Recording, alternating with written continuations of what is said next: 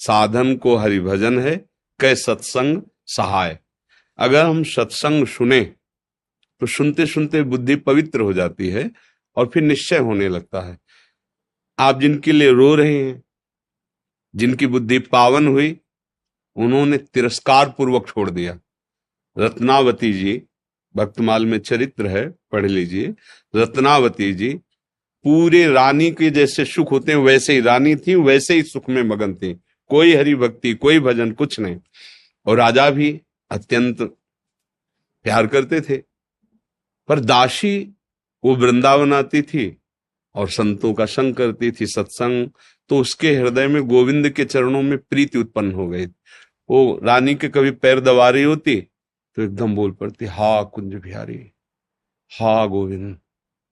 तो रानी सावधान होकर देखती, तू रहती तो मेरे संग है, मेरी निजी दासी अंग सेवी, ये कौन है कुंज बिहारी, कौन है गोविंद, किससे तू प्यार करती है, आज तक मुझे नहीं बताया। हमारे यहाँ की दासियां तो आजीवन समर्पित अंग सेवी होती हैं, ये क्या? तो मुस्कुरा दे, बोली महारानी आप अन्यथा मत समझना, ये कोई व्यक्ति नहीं हम जिससे प्यार करते हैं। नहीं नहीं, तू पूरी बात बता दो, मत सुनो, मत सुनो, नहीं किसी काम के नहीं रह जाओगे। और रो पड़े। भगवान का जो प्यार होता है ना हृदय में, वो अलग कोटि का होता है। वो बस मत पूछो, आप मत पूछो। अब तो और आकर्षित हुई, नहीं नहीं आप बताओ ना। तो जब बैठ करके भगवत चर्चा, उनकी रूप माधुरी, गुण माधुरी, अब वो तो इतना उसके हृदय में अच्छा लगा कि पैर दबाने से हटा के सिराने बैठा लिया। देखो तुम अब वहां नहीं, अब यहां बैठ के केवल हमें प्रभु की बात सुनो।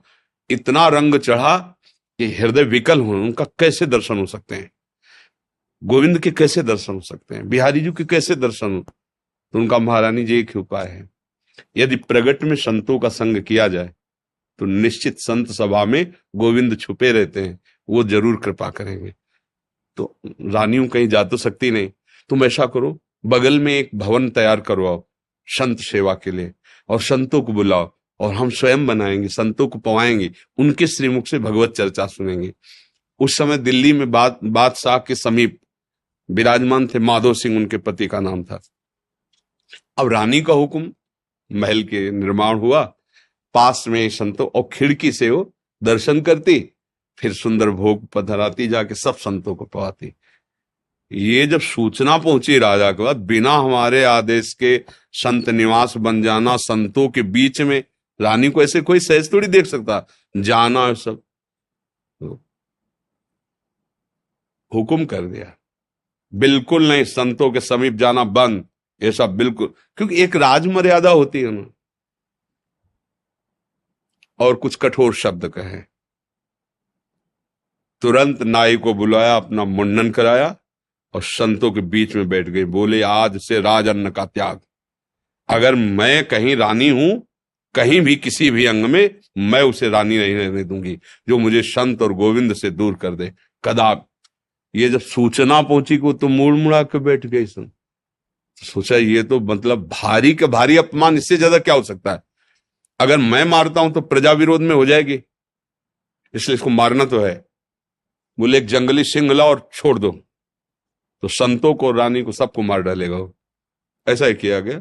सैनिकों ने जैसे चारा रख के, बकरा आदि रख करके पिंजड़े में सिंह को बंद करके लाए और दरवाजे पे को, वही दासी जो उनकी गुरु थी, वो आरती की सामान दे रही थी और पूजन की थाल लेकर वो ठाकुर जी का श्रृंगार कर, दासी ने कहा महारानी सिंह, जो ही पिंजरा से खोला गया तो ऐसे मुड़ी, उनका सिंह नहीं नरसिंह, भगवान पधारे, थाल लेके, सिंह ऐसे जैसे कोई गाय ना, सीधी गाय हो, ऐसे तिलक लगाया, आरती की, प्रणाम किया, ऐसे सब देखते रह गए।